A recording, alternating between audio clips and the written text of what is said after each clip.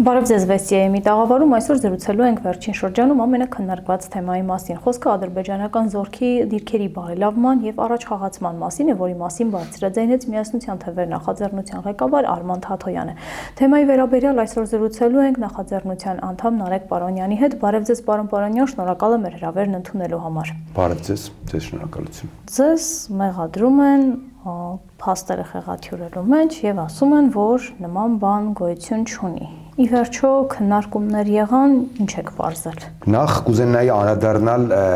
ինչպես դուք նշեցիք, մեղադրողներին։ Նախ այն մարդիկ, ովքեր մեզ մեղադրում են փաստերը խեղաթյուրելու մեջ, այդ մարդիկ, այսպես ասած, կարելի ասել ստախոսության ու փաստերը խեղաթյուրելու աշխարհի չեմպիոններ են։ Դա ֆիքս ենք ընդհանրապես։ Դա պետք է միշտ ֆիքսել եւ միշտ պետք է բարձրաձայնել 7 տարի շարունակ, 8 տարի շարունակ այս մարդիկ լինելով Հայաստանի ղեկին եւ իշխանություն անընդհատ ստում են, խաբում են եւ մանիպուլացնում են, այնպես որ ես չեմ կարծում, որ ցանկացած խոսք կամ բառ կամ արտահայտություն, որը հնչում է այս մարդկանց բերանից կարելի է համարել արժանահավատ, իսկ ինչ վերաբերվում է բուն այս գործընթացին, պարոն Թաթոյանի կողմից արված բացահայտումներին եւ հետագա զարգացումներին, ես կարող եմ ասել մենակ մի բան շատ հստակ, որ մեր փաստերը երկաթյա են, մենք ունենք բոլոր համապատասխան փաստերը, ունենք եւ լուսանկարները, որոնք արվել են Արբանյակի միջոցով, ունենք եւ կոորդինատները եւ նկարները, այնպես որ ընդ որում մենք դրանք հանձնել ենք եւ Պաշտպանության նախարարություն եւ կառավարություն, ճիշտ է, Պաշտպանության նախարարությունը փորձեց հերքել, դա նրանց մոտ չստացվեց, որովհետև հենց բառացիորեն հաջորդ օրը շատ պարզ, հստակ, բոլորի համար հասկանալի կերպով մենք ցույց տվեցինք, որ Պաշտպանության նախարարությունը ինքնախեղաթյուրում փաստերը իրենք են խաբում եւ կարելի է ասել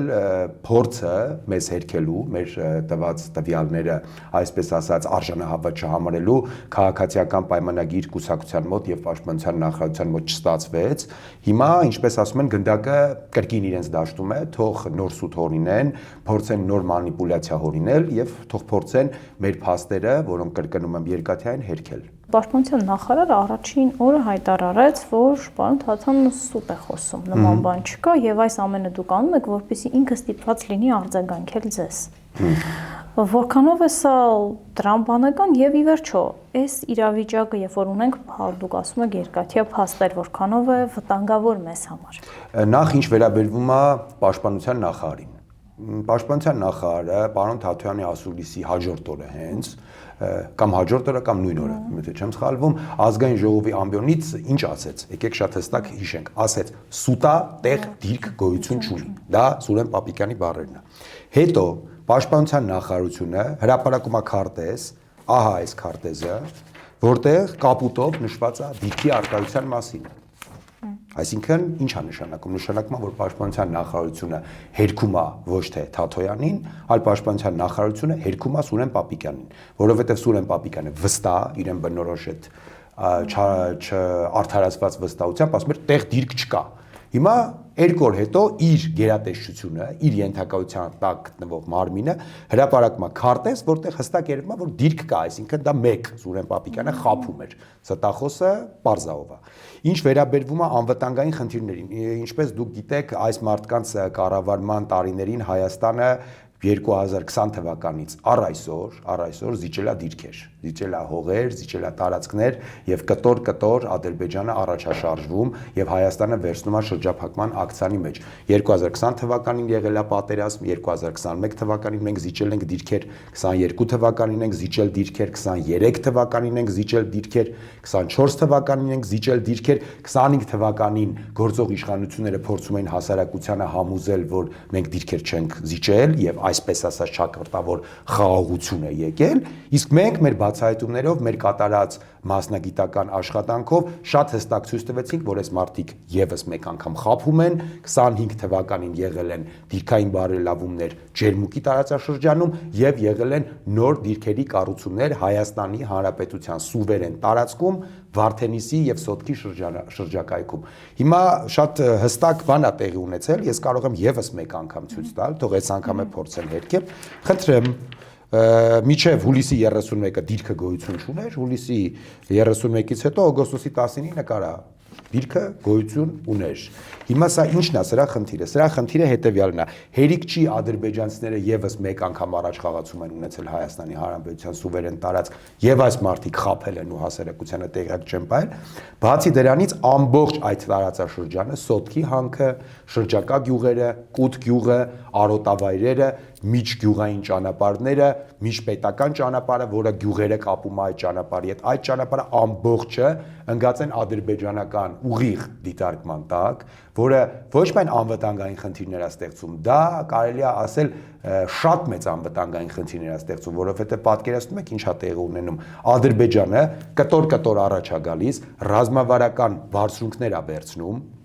ամբողջ տարածաշրջանը վերցնում է դիտարկման տակ եւ բոլորիս համար էլ գաղտնիք չի, որ հարմար աշխարհակահաղական իրավիճակի ժամանակ, հարմար աշխարհակահաղական իրավիճակի դեպքում Ադրբեջանը առաջ խաղացում է ունենալու հենց այդ դիրքերից եւ ոչ միայն սա անվտանգային խնդիր է, սա Հայաստանի համար գոյութենական խնդիր է, որովհետեւ այս մարդկանց կառավարման ժամանակաշրջանում Հայաստանը աստիճանաբար իր սուվերեն տարածքները զիջում է Ալիևին, զիջում է Ադրբեջանին։ Իսկ առողջ տրամաբանությունն էսպես է հուշում, եթե կա առաջ խաղացում, իսկ դուք ցույց եք տալիս, որ կա, իշխանությունը պետք է առնվազն դրա մասին բարձրաձայնի, միջազգային հանրությանը փորձի օգտագործել ճնշումներ, որպեսզի դուրս գան։ Ինչու դա չի արվում։ Գիտեք, երբ մենք խոսում ենք առողջ բանականությունից եւ խոսում ենք առողջ տրամաբանությունից, այդ ամենը ցավոք սրտի կիրառելի չէ Հայաստանի այսօրվա ղեկավարների հանդեպ, որովհետև այդ այն մարդիկ, ովքեր 2018 թվականին, 2019 թվականին,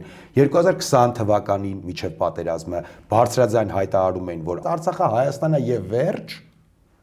23 թվականին կանգնեց ասեց Արցախը Ադրբեջանն է եւ վերջ։ Նենց որ առողջ տրամաբանության մասին կամ առողջ բանականության մասին կամ որևէ մի քայլի մասին, որը կնպաստի Հայաստանի Հանրապետության եւ հայ ժողովրդի շահերին խոսելը անիմաստ է այս մարդկանց դեպքում։ Այս մարդկանց դեպքում կա մենակ մի տրամաբանություն, նրանց տրամաբանությունն է ցանկացած ձևով մնալ իշխանության, երկարաձգել իրենց իշխանությունը եւ վերջ։ Միակ խնդիրը, միակ խնդիրը, միակ այսպես ասած գլխացավանքը Նիկոլ Փաշինյանի եւ քաղաքացիական պայմանագիր կոչվող խմբավորման դա իշխանության մնալն է, կրկնում եմ, ցանկացած գնով կլինի դա Իրանցի ամրաշինական դիրքերը, որոնք նա հանձնեց Ադրբեջանին, կլինի դա Տիգրանաշենի հանձնումը, որի մասին անընդհատ խոսում են, կլինի դա ցեղասպանության ուրացումը, կլինի դա Ադրբեջանի հանձնում չի, ճշգրտում դե ասում են շատ բան են ասում, կլինի դա Տիգրանաշենի հանձնումը, կլինի դա ցեղասպանության ուրացումը, կլինի դա Արցախյան էջ փակելը, ցանկացած քայլով Նիկոլ Փաշինյանը պատրաստ է անել այդ քայլը, ինչա որ մնա իշխանության։ Ու ընդ որում նայեք ինչի մասին է խոսքը, մարդիկ ցեղասպանության ինստիտուտի տնօրենին աշխատանքից հեռացնում են ինչի համար։ Ընդհանրապես նրա համար, որ այդ տնօրենը J.D. Vance-ին, Ամերիկայի փոխնախագահին գիրք է նվիրել Արցախի մասին եւ պատմել է Արցախում տեղի ունեցած էթնիկ զտումների մասին։ Այսինքն ցեղասպանության ինստիտուտի տնօրենը սպասարկում է հայկական շահը, հայ ժողովրդի շահը, արցախցիների շահը, այս մարդիկ աշխատանքից հեռացնում են։ Հիմա հարց է առաջանում, ինչպես դուք ասեցիք, հիմնական գաղափարախոսության է։ Որն է։ Հիմնական գաղափարախոսությունը մենք ասում ենք Արցախյան շարժում չկա, ինքը Արցախի մասին գիրք է նվիրում, մեջբերում Նիկոլ Փաշինյանի։ Գիտեք, Նիկոլ Փաշինյանի այդ անիմաստ խոսակցությունները, այդ Արարատ Արագած համեմատությունները, ինչ ասում, նոր Հայաստանի գաղափարախոսություն,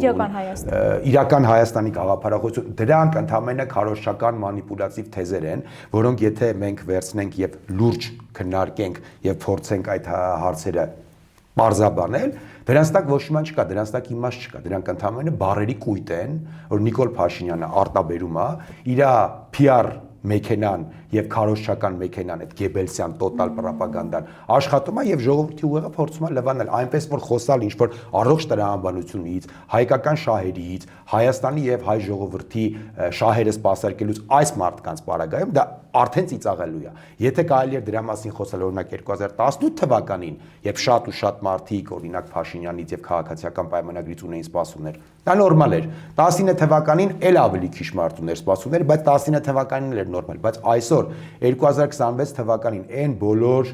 պրոբլեմներից հետո, որոնք այս մարդիկ բերեցին մեր գլխին։ 3 պատերազմ են բերել մարդիկ մեր գլխին։ Բերել են Արցախի հայաթափում 3000 տարի Արցախը եղել է հայկական տարի իշխանության տակ, Նիկոլ Փաշինյանի պատճառով այսօր Արցախում գետ մեկ հայ չկա։ Ինչի մասին կարող է խոսքը գնալ։ Այս մարդիկ հետևողականորեն զիջում են Հայաստանի շահը, զիջում են հայ ժողովրդի շահը, զիջում են մեր բոլորի հայրենիքը իրենց իշխանության համար։ Եվ քաղաքացիներին ասում են, որ արդյունքը խաղաղությունն է, տվյալ պահին սահմանում չեն գրակում։ Գիտեք ոնց խաղաղության մասին խոսալուց Նիկոլ Փաշինյանը սիրում է, չէ՞, ինքը բնականաբար Իլհամ Ալիևին ցիտել, բնականաբար ինքը համարում է Իլհամ Ալիևին իր գաղափարակից եւ հոգեվոր եղբայրը, նենց որ թող ինքը Իլհամ Ալիևին եւս մեկ անգամ ցիտի, ինչպես է Ալիևը ասում, որ Երևանը հին ադրբեջանական քաղաք է,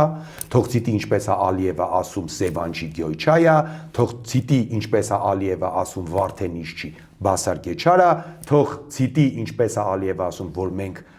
Ստեփանակերտ եկանք տանկերով Երևան գալու ենք ավտոմեքենաներով, թող հիշեցնի ինչպես է Ալիևը պահանջում սահմանադրության փոփոխություն, ինչպես է Ալիևը պահանջում բանակի կրճատում, ինչպես է Ալիևը պահանջում հետևողականորեն պահանջում արևմտյան Ադրբեջանի պրոյեկտի իրականացում, որը ըստ էության Հայաստանի օկուպացիայի ծրագիր է։ Այնպես որ խաղաղություն ասելով առավոտից երեկո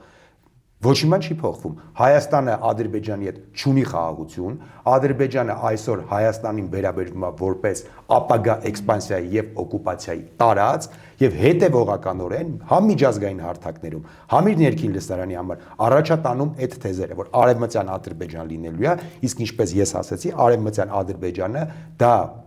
Ադրբեջանի իշխանությունների կառավարության կողմից մշակված ծրագիր է Հայաստանի օկուպացիայի համար։ Հիմա եթե սա է խաղաղությունը ըստ Նիկոլ Փաշինյանի, եթե Նիկոլ խաղաղությունը նա է, որ սահմանում այս պահին ոչ մեկի վրա չեն գրակում։ Արցախում չեն զինվոր չի գրակում։ զոհվում։ Արցախում չեն գրակում։ Արցախը այսօր աշխարհի ամենախաղաղ տեղն է, առանց հայկական հուշարձաններ, առանց հայկական եկեղեցիներ, առանց հայկական խաչքարներ, ամենախաղաղ տեղն է։ Շատ խաղաղ տեղ է Արցախը։ Հիմա եթե մենք ուզում ենք, մեր հայրենակիցները ուզում են, որ Հայաստանն էլ իր խաղաղությամբ նմանվի Արցախին, կարան գնան ընտրեն Նիկոլ Փաշինյանին, եւ ես ձեզ հավաստիացնում եմ, որ Հայաստանի հետ կլինի ճիշտ նույնը, ինչ եղավ Արցախի հետ։ Ընտրեք այս մարդկանց եւ կտեսնեք ինչ են անելու այս մարդիկ Հայաստանի գլխին։ Հենց որ խաղաղության մասին իր հեքիաթները, գիտեք ոնց ազդում են մենակ իր վրա, իր ընտրազանգվածի վրա եւ այդ, այսպես ասած, ավտոբուսի այդ ուրախ ավտոբուս է, չգիտեմ ինչի ավտոբուս է, այդ սրտիկներ, պաչիկներ, այդ զանգվածի վրա են ազդում, էլի։ Տրամաբանող մարդը, գիտակցող մարդը, վերլուծող մարդը չի կարող հավատալ մի թեզին, որի արդյունքում մենք ստանում ենք սա. հետևողականորեն Հայաստանի տարածքների զավթում Ադրբեջանի կողմից։ Հնարավոր է խաղաղություն բանակցային տարբերակով, նաև դուք եթե լինեք իշխանության, ինչպես կմեկնաբանեք դա, խաղաղությունը հնարավոր է բանակցային տարբերակով եւ այս դեպքում ինչպես եք տեսնում ելքը։ Նախ խաղաղությունը ոչ թե հնարավոր է, խաղաղությունը անհրաժեշտություն է, որովհետեւ ոչ մի նորմալ մարդ, ոչ մի նորմալ եւ գիտակից քաղաքական գործիչ, ոչ մի գիտակից պետական գործիչ չի ցանկանա իր երկրի համար պատերազմ։ Դա աբսուրդ է, այսինքն որ Նիկոլ Փաշինյանն կնդիմությանը քաղաքացիական պայմանագիր թիմը այսպիսի մի մեղադրում են մեզ, ասում է, եթե իրենք չլինեն իշխանություն, խաղաղություն չի լինի։ Դա շանտաժ է։ Դա շատ բարձ շանտաժ է։ Դա կոնկրետ շանտաժ է Հայաստանի Հանրապետության քաղաքացիներին։ Ինչ է ասում քաղաքացիական պայմանագիրը ու ընդ որում Հական Ֆիդանը ու Իլհամ Ալիևը ինչ են ասում։ Կոպիտ ասած ասում են, եթե չընտրեք Փաշինյանին կլինի պատերազմ։ Նիկոլ Փաշինյան, Հական Ֆիդան, Թուրքիայի արտգործնախարար Էրդողանի ամենահավանական, այսպես ասած, ժառանգներից մեկը, եւ Իլհամ Ալիև Ադրբեջանի նախագահ։ Երեքը ձեր-ձերի տված հայ ժողովրդին շանտաժ են անում, ասում են, եթե չընտրեք Փաշինյանին կլինի պատերազմ։ Հիմա սա խաղաղության մասին է խոսում, թե խոսում է հայ ժողովրդի հանդեպ շանտաժի մասին։ Բնակիչներն ուզում են իմանալ ինչպես կլինի պատերազմը։ Ամենապրիմիտիվ, այսինքն քարերով խփելու են Ադրբեջանին, ինչ են անելու, էլի որ ինչ են հրթիռակոծելու են Հայաստանի Հանրապետության ամբողջ տարածքը։ Մենք ինչ ենք անելու պատերազմը։ Ինչ արեցին Արցախում, նույն բանը անելու են նաև Հայաստանում։ Դա դրա մասին ոչ մի պատրանք թող չլինի մեր ժողովրդի մոտ, իսկ դրա գլխավոր գործոնը, գլխավոր պատճառը Նիկոլ Փաշինյանն է։ Նիկոլ Փաշինյանը հայ ժողովրդի գլխին բերել է պերմանենտ պատերազմ 2020 թվականից։ 20 թվականին եղել է պատերազմ, 21 թվականին զիջումներ, 23 թվականին պատերազմ Արցախի հայաթափում, 24 թվականի սահմանային միջադեպեր, ջերմուկի դեպքերը,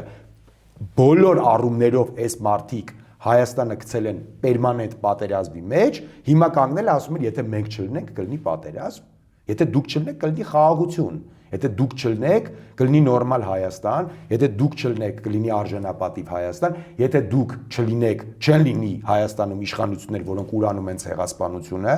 եթե դուք չլինեք, չեն լինի Հայաստանում իշխանություններ, որոնք խաբում են, մանիպուլացնում են, ստորացնում են սեփական ժողովրդին իրենց պարգևաճառների մեկ է իշխանության համար։ Սա է իրենց պատասխանը եւ դա միանշանակ պատասխան է։ Այս մարդիկ պետք է հասկանան, որ իրենց երկը երկված է, հայ ժողովուրդը այլևս չի պատրաստվում։ Հուսով եմ, շատ մեծ հույս ունեմ, որ հայ ժողովուրդը այլևս չի պատրաստվում հանդուրժի այս մանիպուլատորներին եւ ստախոսներին Հայաստանի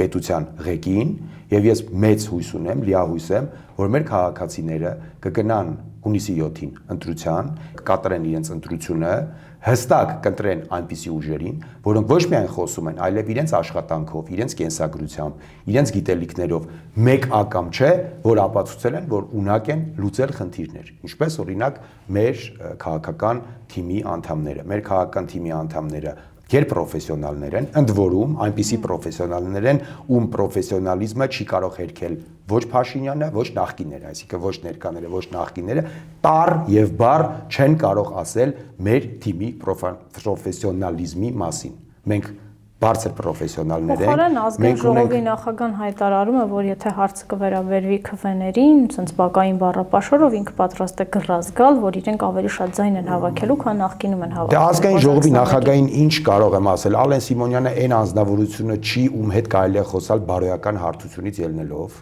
դա մեկ։ Ալեն Սիմոնյանին ինչ կարող ենք ասել, Ալեն Սիմոնյանը թող շարունակի իր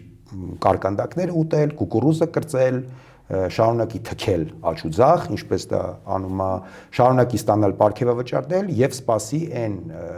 պատժին, որը իրեն սպասում է Հայաստանի Հանրապետության եւ Արցախի հանդեպ գործած իր քայլերի համար։ Ալեն Սիմոնյանին այլևս այտենց բան չկա ասելու։ Ալեն Սիմոնյանը այն մարդը չի, որի հետ կարելի է մտնել քաղաքական բանավեճի մեջ։ Ալեն Սիմոնյանը երբեք չի եղել քաղաքական գործիչ, այդպես էլ չդառավ քաղաքական գործիչ։ Ալեն Սիմոնյանը ընդամենը Նիկոլ Փաշինյանի հավատարիմ մարդն է, որը որ բախտի բերմամբ Նիկոլ Փաշինյանի կողմից բեմադրված այդ Թավշյա հեղափոխության արդյունքում դառավ Հայաստանի Հանրապետության ազգային ժողովի նախագահ ու այսպես ասած մի հատ ժողովրդական արտահայտություն կա, որ ասում են չտեսանք պատից կախած, տեսանք ճակատից կախած, ինքը իր վրա զարմացել է, ինքը իրան տենց ձև է տվել իբր ինքը լուրջ քաղաքական գործիչ է եւ զբաղվում է ընդամենը քաղաքական գործին եւ ոչ եւ պարկեշտ մարդուն ոչ հարիր պահվածքով։ Բայց իր դիրքից այսօր որոշումներ է կայացնում Հայաստանի վիճակը սենց է։ Դրա համար է Հայաստանի վիճակը սենց է։ Ալեն Սիմոնյանն է Հայաստանի ու հայ ժողովրդի վերաբերյալ որոշումներ կայացնում, դրա համար էլ Հայաստանի վիճակը սենց է։ Դրա համար մենք ունենք խնդիրներ առողջապահական համակարգում, դրա համար Մեսրոպ Մաշտոցի նկարը դուրս է եկել դպրոցական դասագրքերից, դրա համար այս մարդիկ կասկածի տակ են դնում ցեղասպանությունը, դրա համար փակում են Արցախի էջը եւ Արցախի պաշտպաններին անվանում են օկուպանտներ, դա դրա պատճառով է։ Ալեն Սիմոնյանն է որոշումներ կայացնում, դրա համար Հայաստանը այսօր հայտնվել է խորը եւ համապարփակ փոսի մեջ։ Եթե Ալեն Սիմոնյանը չկայացներ որոշումներ, այսինքն Ալեն Սիմոնյանը պետք է նույնիսկ կիլոմետրերով մոտիկ չգար այն պաշտոններին, որոնք կախված են մեր քաղաքացիների կյանքի, առողջության, անվտանգության հետ։ Հիմա եկել են այս մարդիկ եւ քլունգները ձեռը քանդում են Հայաստանը։ Հիմա դրանք ուզում են շարունակեն, մենք ուզում ենք իրենց կանոնացնենք, շատ ամեն ինչ բաց է։ Իսկ նպատակը ո՞րն է։ Ում։ Իրենց գործողությունների։ Նպատակը, առաջին նպատակը իշխանության մնալն է։ Իսկ ում շահերի համար են նրանք քանդում Հայաստանը, չեմ ուզում հիմա ընկնել այսպես ասած գուշակությունների դաշտ, բայց եթե սենց ենթադրում ենք, կարանք օրինակ, չէ, ենթադրենք, որ Հայաստանի թուլացման, Հայաստանի կազմաքանդման մեջ օրինակ շահագրգռված են մեր որոշ հարևանները։ Կարանք, թե չենք կարա, իմ կարծիքով կարանք, բայց քանի որ հստակ տվյալներ չունենք, չենք կարող պնդել, բայց կարող եմ հստակ ասել, համոզված ասել, որ իշխանափոխությունից հետո մենք այդ բոլոր հարցերի պատասխանները կիմանանք, հստակ կիմանանք ում պատվերով, ում ցուցումով էին այս մարդիկ հետևողականորեն քանդում Հայաստանը եւ վնաս հասցնում հայ ժողովրդի կենսական շահերին։ Դա 100%։ Ցեղասպանությունից խոսեցիք, տեսեք, դուք ասում եք Ղուրանում են իրենք մի էսպիսի թեզ են առաջ տանում, ասում են ուղղակի առաջնահերթությունների շարքում չի։ Եվ դա կբերի Թուրքիայի հետ հարաբերությունների էականորեն բարելավմանը։ Անվտանգային առումով մեզ ինչ օգուտ կտա եւ եթե տեղյակ եք տնտեսական առումով ինչ օգուտ կտա։ Ինչը։ Մոռանալ ցեղասպանությունը Թուրքիայի հետ հարաբերությունները բարելավել, սահմանը բացել։ Այսինքն մենք դնում ենք սակարկման նժարին ցեղասպանության ուրանալը, մենք դնում ենք մեր 1.5 միլիոն դիտարկենք, որ առաջնահերթություն չի։ Նիկոլ Փաշինյանը ինչ ուզի կարա ասի, ես ուրիշ բան եմ ասում։ Մենք, այսինքն մենք որպես հայեր, որպես արժանապատիվ մարդիկ, որպես քրիստոնյաներ, որպես մեր նախնիների հիշատակը հարգողներ, կարող ենք ցեղասպանության փաստը, ցեղասպանությունը դնել սակարկման հանուն, չգիտեմ, ինչ-որ ինչ երևութական օգուտների, որոնք բնականաբար նախ չեն ելնելու, նրանք չեն բացառված, բայց առհասարակ ինչպես կարող է բարոյական մարդը, բարոյական արժանապատվություն ունեցող մարդը, բարոյականություն ունեցող մարդը, հայը սակարկման դնել ցեղասպանության փաստը։ Կարող է։ Նորմալ մարդը, նորմալ հայը, արժանապատիվ հայը, ով հասկանում է ինչա տեղի ունեցել, ով գիտակցում է ցեղասպանության մեծ ողբերգությունը, կարա ցեղասպանությունը դնի, այսպես ասած, սակարկման նժարին։ Դա բարոյական մարդու քայլ է։ Ես չեմ ուզում ես պատասխանեմ, ես կցանկանամ մեր դիտողները պատասխանեն։ Նորմալ բարոյական արժեքներ ունեցող հայ մարդը, քրիստոնյա հայ մարդը կարող է արդյոք ցեղասպանությունը ցանկացած պարագայում դնել սակարկման տակ։ Կարող է թե չի կարող։ Ես կարծում եմ չի կարող։ Ես տենց գիտեմ, մեզ այդպես են դաստիարակել, մենք այդ արժեհամակարգը ունենք, մենք այդ սկզբունքները ունենք, մենք հարգում ենք մեր պապերի, մեր նախնիների զոհողությունը, մենք հարգում ենք մեր հիշատակը, գիտեք ոնց, անձամբ ես իմ պապերը ցեղասպանություն վերապրած մարդիկ են, այսինքն ես ինչ պետք է անեմ, ես պետք է ինչ որ Թուրքիայի կողմից, այսպես ասած, առաջարկվելիք օգուտների համար իմ պապերի ու նախնիների արունը մոռանամ։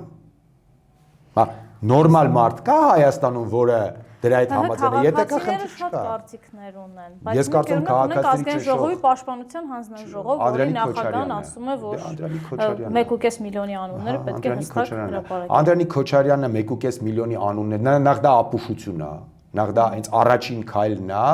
ցեղասպանությունը ուրանալու, ինչա նշանակում 1.5 միլիոնի։ Հոլոկոստի զոհերի 6 միլիոն հрьяաների անունները, ինչ որ մեկը երբևիցե միտեք գրի է առել, Ուգանդայի ցեղասպանության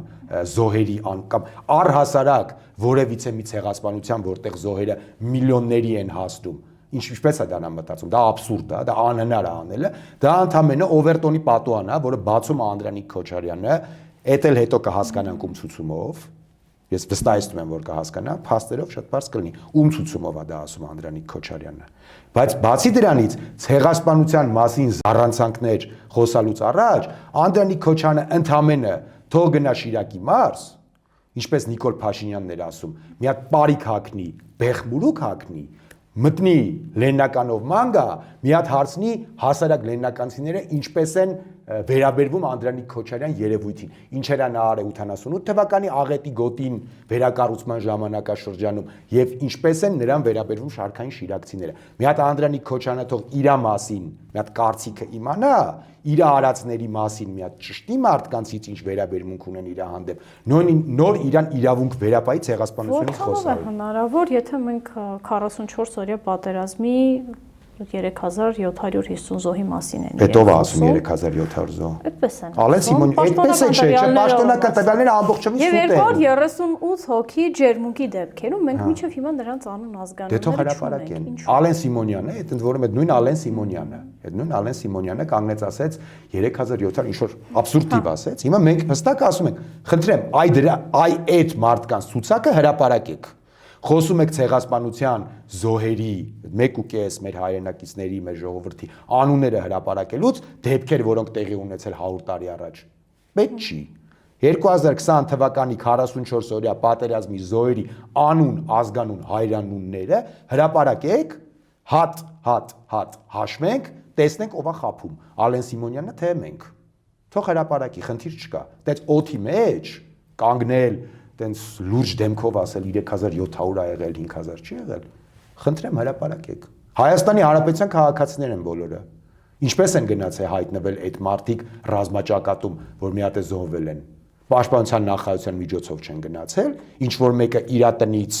վերցրել է գնացել է մարտական գործողությունների ա մասնակցել եւ բացարձակապես կապ չունեցել ոչ երկրապահի հետ, ոչ ՊՆ-ի հետ, ոչ ջոկատների հետ։ Իհարկե կապ են ունեցել։ Դրեք այդ մարդկանց անունները հրապարակեք, թվերը չունեք, անուն ազգանունները չունեք, չգիտեք ում եք ուղարկում ռազմաճակատ, քանի հոգու եք ուղարկում։ Ընդ որում դա էլ է շատ կարևոր հարց։ Ինչու՞ չեք հրապարակում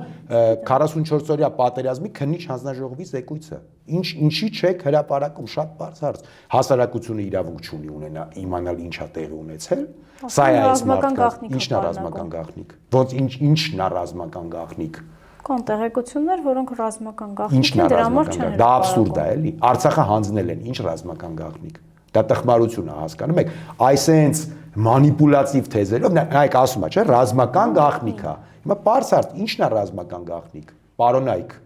Հարգելի չեմ ասում, բայց պարոնայք։ Արցախը հանձնել եք, ինչ ռազմական գաղտնիքի մասին կարա խոսք լինի։ Ինչ ռազմական գաղտնիքի մասին։ Ապրիլյան պատերազմի քննիչ հանձնաժողով կար, հիշում եք, հրապարակվեց։ Ոչ։ Չհրապարակվեց։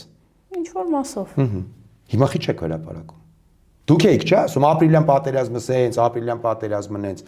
Նույն Անդրանիկ Քոչարյանն է մարտի 1-ից սկսած բոլոր հանձնաժողովներում, այդ քննիչ հանձնաժողովներում ակտիվ դերակատարում է ունեցել։ Բոլորի նախագահն է եղել։ Հիմա այդ Ալամ աշխարհի քննիչ հանձնաժողովների նախագահ Անդրանիկ Քոչարյանին պարզ հարց հրապարակի, լավ ամբողջ զեկույցը չես հրապարակում, տենց սուտ ես խոսում, որ ռազմական գաղտնիք է, զոհերի թիվ հրապարակեք, անուն ազգանուններ հրապարակեք, մենք չպետք է իմանանք մեր եղբայրները քանի հոգի են եղել, որ զոհվել են, անունները չպետք է իմանանք, սա ինչ աբսուրդ է, սա ինչ անհարգանք է,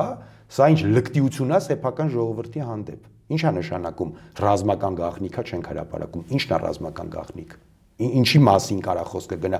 Ռազմական գաղտնիք որն է, որ Ալեն Սիմոնյանը հարցազրույցի ժամանակ ասում է, մենք չգիտեինք, որ հարձակում է պատրաստվում Հայաստանի վրա, Արցախի վրա, այդ Ալեն Սիմոնյանն է ասում։ Քոչարյան Անդրանիկը մեկ ուրիշ տեղ հարցազրույցի ժամանակ ասում է, մենք գիտեինք, մեր հետախուզությունը մեզ տվյալներ տվել էր։ Հիմա հարց, մեկը ազգային ժողովի նախագահն է, մեկը պաշտպանության հանձնաժողովի ԱԺ, պաշտպանության հանձնաժողովի ղեկավարն է։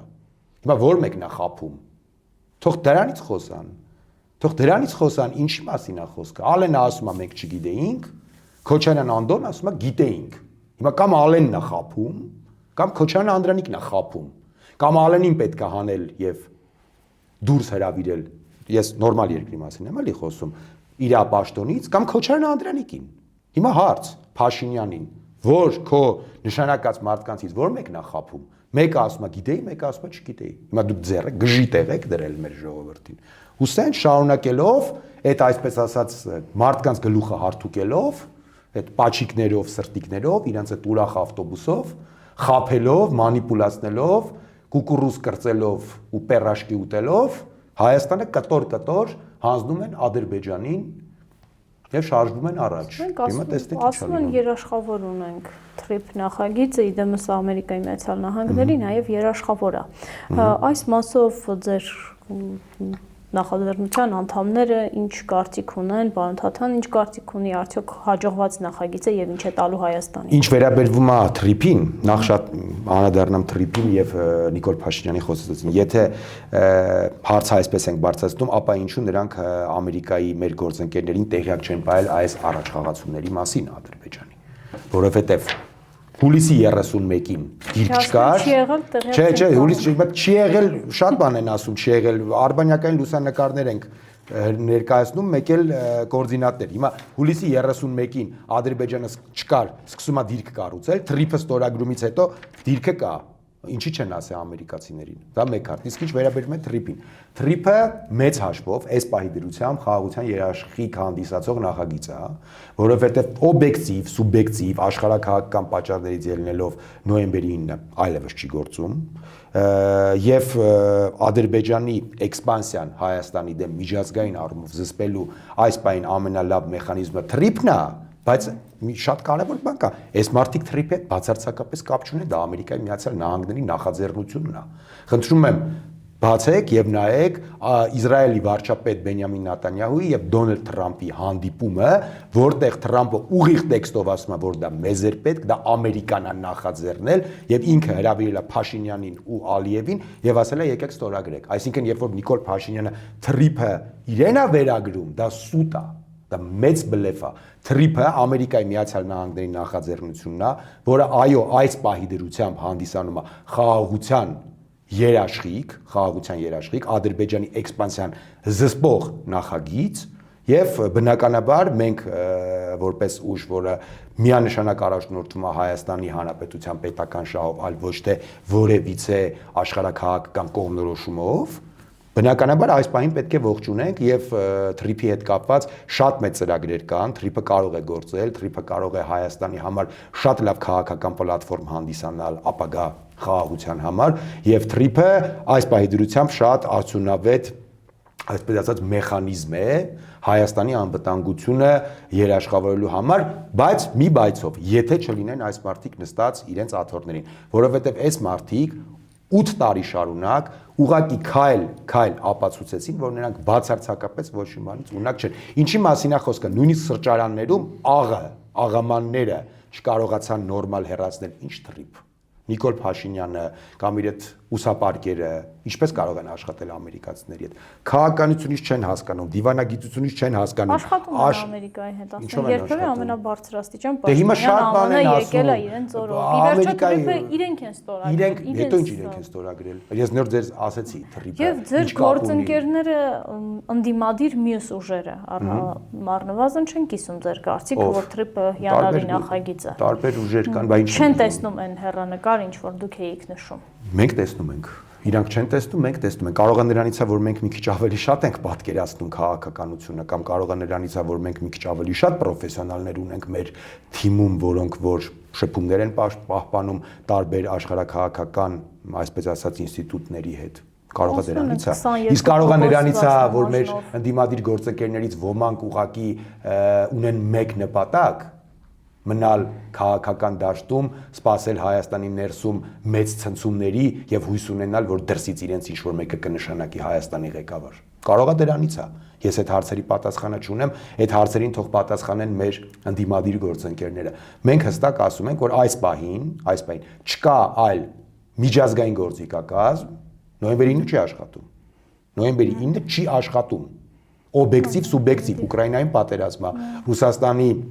այսպես ասած ներգրավվածությունը այս տարածաշրջանում նվազել է։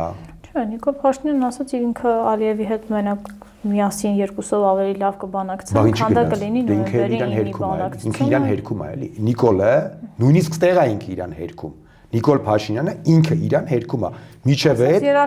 բոլորի գլուխը հարթուկեց, ասեց մեզ պետք չի երրորդ կողմ, որ Ալիևի հետ հարաբերվելու համար, հիմա ասում է տեսակ ինչ լավ բան արեցի, ամերիկացիները միջնորդ են։ Հիմա հարց։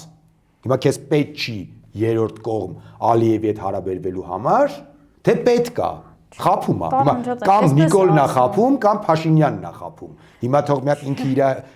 հայլու դեմը կանգնի հասկանա, էլի։ Ասում է թրիփ նախագծում, այո, շատ լավ է, որ ԱՄՆ-ն կա, բայց երբ որ երկու կողմի հարաբերությունների մասին է, սահմանազատման մասին է, կանոնագիր կընդունելու մասին է, մենք երկուսով այդ սահմանազատումը շատ լավ անում ենք, Կիրանցի պատը որպես հարթակը թրիփը չի։ Հարթակը թրիփն է։ Շատ բան ասում։ Կիրանցի պատը ինչ կապ ունի, Կիրանցի պատը արդեն կառուցել են, Կիրանցի պատը նվիրեց Ալիևին, հերթական Հայաստանի Հանրապետության սուվերեն տարածքներից հող նվիրեց Ալիևին Փաշինյանը։ Չէ, սահմանազատում էին անում։ Սահմանազատում չեն անում, տարածք նվիրեց, ինչ սահմանազատում։ Սահմանազատում արեցին, նվիրեցին։ Սահմանազատում չեն անում հատվածային։ Սկսենք այդտեղից։ Նիկոլ Փաշինյանի իր ողջ կարիերայի ընթացքում, սկսած 96 թվականից, միշտ մի բան է կարողացել անի՝ խաբել ու սուտ խոսալ։ Հիմա էլ շարունակում է, ուղղակի վարչապետի դիրքից է խաբում ու սուտ խոսում։ Ինչ սահմանազատման, բա պաշտպանության կներեք, պաշտպանության նախարարության մամուլի ծառայությունը ասում է Հայաստանի ու Ադրբեջանի մեջ սահմանազատում չկա։ Հիմա Նիկոլն է խաբում, թե պաշտպանության նախարարությունը։ Այս մարդիկ կա, որ սահմանազատումը տեղի ունեցել Տավուշի մարզի Կիրանցի Դե նորից եմ ասում, հատվածական սահմանազատում չեն անում։ Դա հակասում է համ միջազգային նորմերին։ Դե իմը գրած, դե շատ բան կարա գրած լինի։ Նորից եմ ասում, 19 թվականին կանգնեց ասեց Արցախը Հայաստանն է եւ վերջ։ 23 թվականին կանգնեց ասեց Արցախը Ադրբեջանն է եւ վերջ, հիմա այդ մարդուն։ Հիմա ոնց կարանք այդ պաթոլոգիկ ստախոսին ինչ որ իր բարերի վրա հիմնվենք։ Նիկոլ Փաշինյանը 2018 թվականին Նիկոլ Փաշինյանը ասում էր կեցե Հայաստանը եւ կեցե Արցախը, որը պետք է դառնա Հայաստանի Հանրապետության անբաժանելի մաս,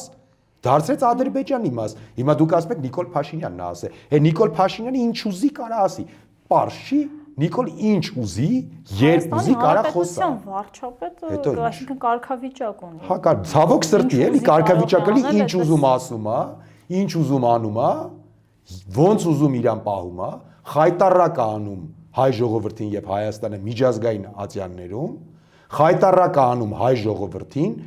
սակարկում է Հայաստանի շահը,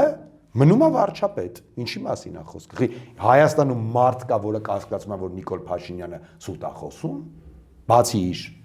թիմից եւ իր համակիրներից։ Կա մարդ, որը կանգնի ասի, չէ, Նիկոլ Փաշինյանը ստախոս չի, երբեք սուտ չի խոսացել, Նիկոլ Փաշինյանը ամեն ինչ ճիշտ անում, Նիկոլ Փաշինյանը լավ Հայաստանի վարչապետ է։ Ինչի մասին է խոսքը։ Հա, նույնիսկ տենց հոլովակներ կան քաղաքացիներն ասում են, որ դե դինած քաղաքացի, ես ընդդեմ չգնեմ, դա քաղաքացիներն իրականում, դե արհեստական բանականությամբ դե գիտեք ոնց ցանկացած հասարակության մեջ էլ կան մարդիկ, ովքեր պատրաստ են անցնել արժեքների վրայով, կան Հայաստանի մեջ է, հայերի մեջ է կան, ռուսների մեջ է կան, ամերիկացիների մեջ է կան, ֆրանսիացիների մեջ է կան։ Բարձրաստիճան հոգևորականները աջակցում են եկեղեցու դեմ մարշալում։ Բարձրաստիճան հոգե նկատի ունեք տիրադավներին, այդ մարդկանց նկատի ունեք։ Դե գիտեք ոնց այդ բարձրաստիճան հոգևորականները ընդ որում այդ են մարդիկ են ու մասին հենց նույն Նիկոլ Փաշինյանը Բենտլի Սամոկը հիշում եք, այդ օֆշորների սկանդալ, այսինքն մեր ժողովուրդը նախ մեր երկիրը շատ փոքր է, բոլորս բոլորին համարյա թե գիտենք, այդ ճակերտավոր բարձրաստիճան հոգևորականներն էլ տարիներ շարունակ եղել են հասարակության կողմից քննարկման առարկա, թե իրանց վատ կողմերով, թե իրանց հոգևորականին եւ Աստծո սպասավորին ոչ հարիր պահվածքով։ Հիմա այդ մարդիկ Նիկոլ Փաշինյանի հետ միասին բարենորոգում են հայ առաքելական եկեղեցին։ Դա այնքան աբսուրդ է, որ նույնիսկ ծիծաղելի է, այսինքն Կճոյանը, Բենտլի Սամոն, Նիկոլի բառերով եմ ասում, Բենտլի Սամոն, Քարամյանը, որը ասում են զավակ ունի, ասում են։ Զավակն է ոնց որ հայտնի մարդ էր։ Բարենորոգմանն է աջակցումը հայ առաքելական եկեղեցու, դուք դա լուրջ եք ասում։ Հիմա հավաքել է կոմպրոմատներով, սպառնալիքներով, խոստումներով,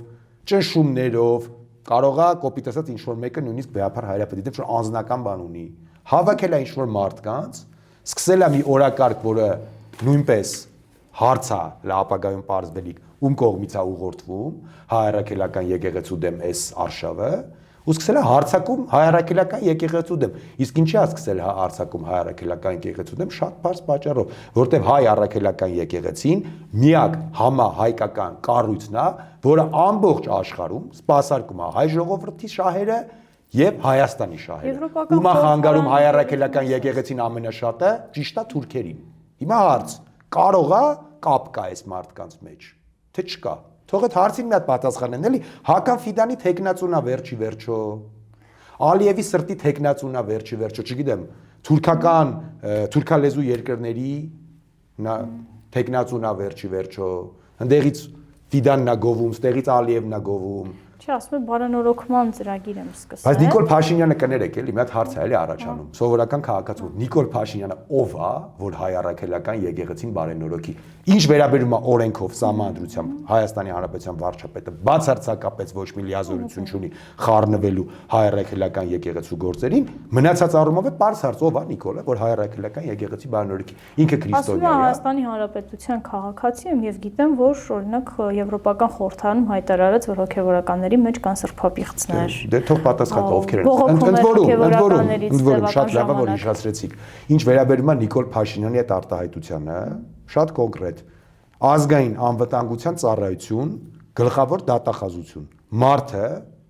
բարձր ատյանից կապ չունի մի քանի ամիս առաջ էլ Սիմոնյան Ալեններ Դոժ տելեկանալի եթերում ասում նույն բանը ասեց։ Հիմա հարցը առաջանում ազգային անվտանգության ծառայություն կա, չէ՞, տենց կառույց, որը ընդ որում գործում է Հայաստանի Հանրապետության հարկատուների փողերով եւ գոյություն ունի գլխավոր դատախազություն։ Մարդիկ մանկապղծության վերաբերյալ հաղորդում են ներկայացնում։ Այսինքն այստեղ հարց կամ Նիկոլը գիտի ով է մանկապիղծ, ով է KGB-ի ագենտ, չի հայտնում համապատասխան մարմիններին, դա հանցագործություն է, կամ Նիկոլն ու Ալենը սուտ են խոսում եւ արատավորում են, վարկաբեկում են հայ առաքելական եկեղեցին, որը նույնպես հանցագործություն է։ Հիմա դատախազություն եւ ազգային անվտանգության ծառայություն։ Խնդրեմ, արեք ձեր գործառույթները, վերջի վերջո։ Դուք ունեք հստակ գործառույթներ։ Մարդիկ ասում են, մենք ասում ենք, կան սրբապիղծներ, կան մանկապիղծներ, կան KGB-ի ագենտներ։ Հիմա ազգային անվտանգությունը թող այդ մարդկանց մի հատ իր գործառույթներից ելնելով իր գործունեությունը իրականացնի, հասկանանք։ Հիմա այս մարդիկ վարկաբեկում են, հանցանք են գործում, թե գիտեն, չեն ասում, էլի հարցանք են գործում։ Շատ պարզ, տենց որ իր այդ խոսացածը դա հերթական բանն է, էլի, շոուն է Նիկոլ Փաշինյանի։ Ես համոզված եմ, որ ԱԱԾ-ն մեկ է դատախազությունը ոչ մի գործը չեն անի, որովհետև ինչպես ասես Նիկոլ Փաշինյանը կառավարությունը ինքն է, այսինքն բոլոր պետական համակարգերը ինքն է, ոնց կարա ինքը իրան բռնի, կոպիտ ասած։ Բայց ինչ վերաբերվում է օրենքի տեսանկյունից, օրինականության տեսանկյունից, մարդիկ նորից եմ ասում, կամ գիտեն, որ կան մանկապիղծներ, չեն հայտնում, որը կոպիտ հանցագործություն է, շատ խիստ ծանր հանցագործություն է, իմանալ մանկապղծության դեպքերի մասին եւ չհայտնել, կամ էլ վարկաբեկում են հայ առաքելական եկեղեցին, վիրավորում են հավատացյալների զգացմունքները, որը նույնպես հանցագործություն է։ Դրա համար են ընդ որում իշխանապողությունից հետո պատասխան են տալու, դա միանշանակ ինչ Նիկոլ Փաշինյանն ու Ալեն Սիմոնյանը չգիտեն, որ պատասխան են տալու։ Իհարկե գիտեն, պետք չէ էլի իրանց անմեղսունակի տեղ դնել։ Շատ լավ էլ հասկանում են Նիկոլ Փաշինյանը ինչքան էլ սուտախոսում, ինչքան է մանիպուլացնում է, ինքը ոչ անմեղսունակ է, ոչ է գիժ է։ Ինքը շատ լավ գիտի ինքը ինչ անում, ինքը շատ լավ գիտի, որ իր արածների համար ինքը պատասխան է տալու վաղ թե ուշ։ Դրա համար ամեն կերպ փորձում է երկարաձգել իր վարչապետի աթոռին նստած լինելը։ Շնորհակալություն զրույցի համար։ Ես հիշեցնեմ, որ իմ հյուրն էր Միասնության թվեր նախաձեռնության անդամ Նարեկ Պարոնյանը։ Մենք զրուցում էինք ներքաղաքական իրավիճակի մասին եւ հատկապես Ադրբեջանի կողմից սահմանային առաջխաղացման մասին։